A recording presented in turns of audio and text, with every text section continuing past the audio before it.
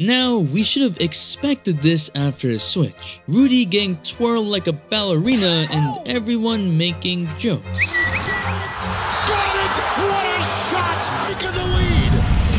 But what people don't remember is this. The Rudy Gobert on Luka Doncic.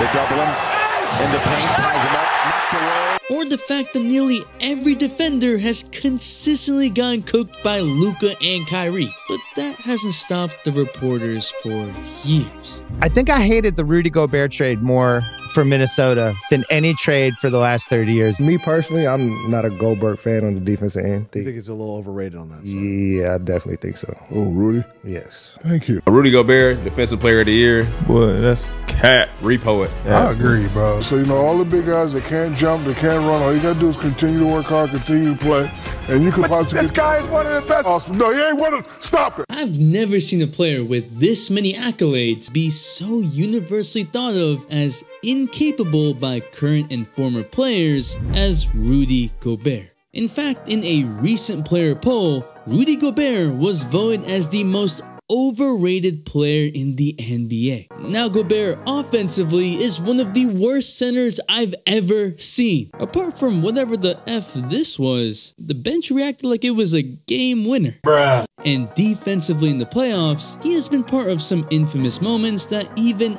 I've roasted him for. But when the talk is this loud after playing good defense, I think it deserves another look. Cause here on this channel, we find out the truth. It's time to verify these claims with stats and the things that don't get tracked, and see if we've all been lied to. Because if so, Rudy Gobert is the most disrespected player in the NBA. What is up, dudes, that's Ballers Players? It's your boy MJ. To understand how we got here, we need to answer the question, why is Rudy Gobert so hated? He started from a 59 overall 2K rating, completely raw talent in 2013, who would win his first Defensive Player of the Year in 2018. He is one of only 3 players in NBA history that have won Defensive Player of the Year 4 times. But Rudy's also been a part of some bonehead moments that impacted the league, like touching all the mics joking about COVID and then getting him and his teammates sick. Damn. To crying about not getting selected for the All-Star game? No wonder he's thought of as the soft Frenchman. But by far, the #1 reason for all the hate has to be his 5-year, $205 million contract signed in 2021. To which Shaq said, I'm not going to hate, but this should be an inspiration to all the little kids out there. If you average 11 points in the NBA, you can get 200 million. Because offensively, Rudy Gobert is a fumbling tragedy with no hands, no footwork, nothing. For comparison, Defensive Player of the Year Marcus Smart signed a 4-year, $76 million deal in 2022. Rudy's contract makes absolutely no sense. Man can't punish mismatches, misses alley-oops, and to me, defensively has strengths which are great, but not the most optimized for this era. The contract Rudy got was one for a superstar, and that pissed off players even more, which led to 2 big claims. Number 1, Rudy Gobert didn't deserve winning Defensive Player of the Year, and the second is to do with the playoffs, which we'll get to, but first, we need to focus on the regular season because DPOY is a regular season award. Rudy has a 7'9" wingspan. That is the 7th largest wingspan in NBA history. Whether you want to admit it or not, that single-handedly makes him a freak of nature ready to block shots. Pair that with his ability to move his feet well enough at that size, and he actually covers a lot of ground. At least that's what the stats show, because we can go through each of his Defensive Player of the Years and see if he actually deserved them. In 2018, the 3 finalists were Rudy Gobert, Joel Embiid, and Anthony Davis. And if you look at steals and blocks for the 3, it looks like Anthony Davis would win. Until you look at the fact that the Jazz were the best defense in the NBA and the Lakers were 13th. And when you realize that the Jazz became an absolute shit show without Gobert becoming 21st when he wasn't on the floor because they quite literally have horrible perimeter defense, and you start to appreciate Gobert more. And this wasn't just for 1 year. Here's a chart of allowed efficiency on shots defended from the field from 2020 to 2022, where the lower you are, the better, the more to the right, the more shots he took. You can see Darius Garland well above league average, then you get to around league average Siakam with a lot of shots defended. Jokic is falling right below league average, defending a lot of shots. Jared Allen and Giannis are pretty low, and here is Rudy Gobert. Yup, with the most shots defended and the lowest points allowed. He is in his own category. Damn! The Jazz defense was designed with Rudy covering the bad defense of Donovan Mitchell, Mike Conley, pretty much everyone. Which is also why Rudy defended the most shots in that time span, simply because everyone got to the paint against the Jazz and he had to make it work. This is tragic. But there's stuff the stats don't show, like just how much players are unwilling to take a shot at the rim. On this possession, there's 5 instances of players not even attempting to challenge Rudy at the rim. Yeah, the Rockets, the team that only shot threes and layups due to analytics, didn't want to find out. During this 3-year stretch, Rudy Gobert won Defensive Player of the Year in 2021 over Ben Simmons and Draymond, and I'll put up the steals and blocks comparison for the 3. But what is more important here again is impact. Rudy has the most defensive win shares and the lowest defensive rating. Even in 2022, when the candidates are Marcus Smart, Mikal Bridges, and Gobert, he has the highest defensive win shares and the lowest defensive rating. But the Celtics had the best defense in the NBA and led to Marcus Smart winning the award, which in my eyes is deserved. You might have noticed I skipped 2019, the award race between Giannis, Paul George, and Rudy, so let's go through it now. Rudy has the highest blocks of the 3, PG with more steals, but again, the Jazz had the #1 defense. Nope, that actually goes to the Bucks and Giannis. Jazz were #2. Defensive win shares between Giannis and Rudy are the same. Giannis was more versatile, Rudy a better rim protector. This is the year you can make an argument that someone else other than Rudy could have won. Take away 1 DPOI, and that would make Rudy one of 4 players with 3 or more DPOIs. I'm not saying he didn't or did deserve it,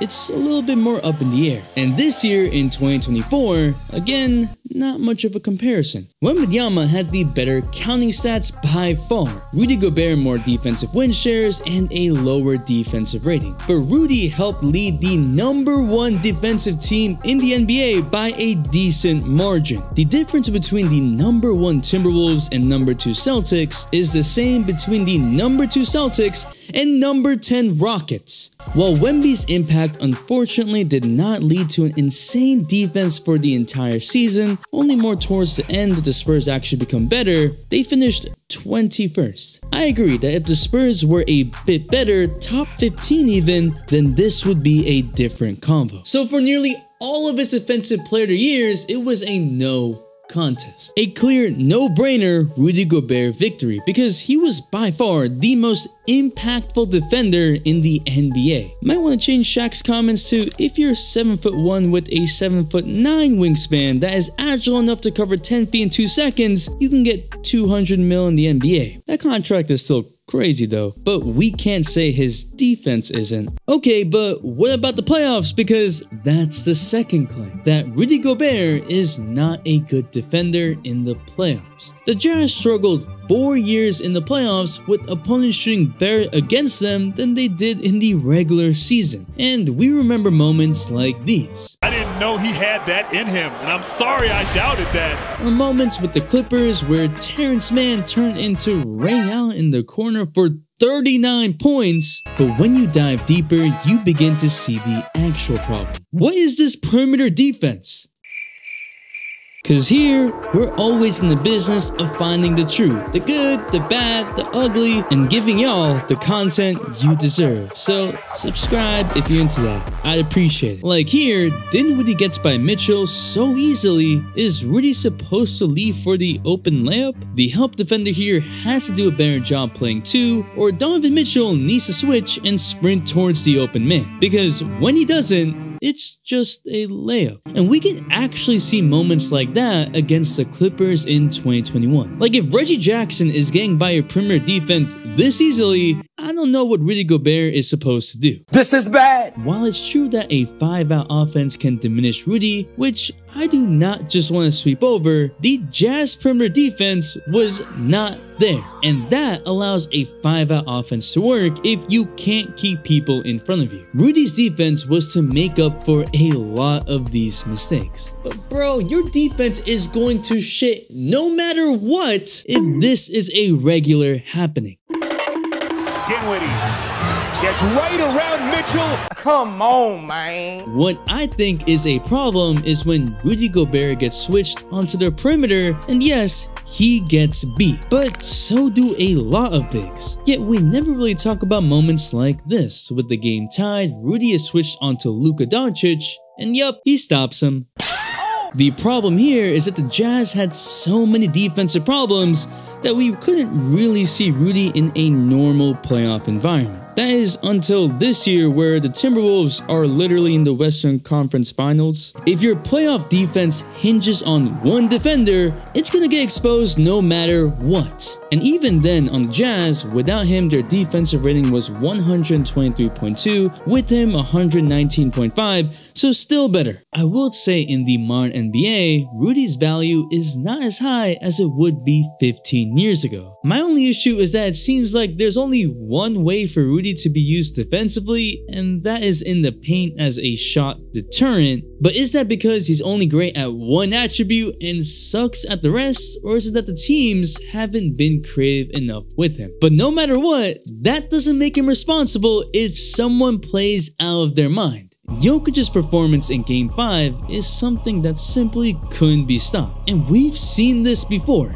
Anthony Davis, a Defensive Player of the Year candidate, continuously got cooked. And Draymond Green, who's been running a public smear campaign against Rudy on Inside the NBA, held Jokic without Murray before MPJ was healthy to 31 points, 13.2 rebounds, and 5.8 assists over 5 games. I'm not saying that it's bad defense. Jokic is simply the best offensive center. Not easy to guard for anyone, period. And Rudy did defend these shots well. If you want to talk about no aura, I'll agree with you there. The intimidation in the postseason isn't there, but he's still playing good defense and affecting shots. It's easy to blame Rudy because he's unique and gets got. But every great defender gets got because they put themselves in situations over and over again to get crossed or dunked on. I'm not saying Rudy Gobert is the best defender we've ever seen. I'm also not saying that he's the perfect defender for the playoffs. But when you look at the numbers, you look at the games, you look at the nuance, it's clear that Rudy is quite literally a great defender. Maybe not worth the contract, but doesn't deserve all the disrespect he gets for what he's achieved. And it's kind of sad that former and current NBA players just can't recognize all that he does. Defensively, definitely not offensively. The only notification shout out goes to my boy and OG, Jason, whose Cavs tried. Appreciate you. And if you want to know the unsayable thing about Anthony Edwards, there's a video right here. It's your boy MJ. Comment tower if you're still here. We out and we vibe.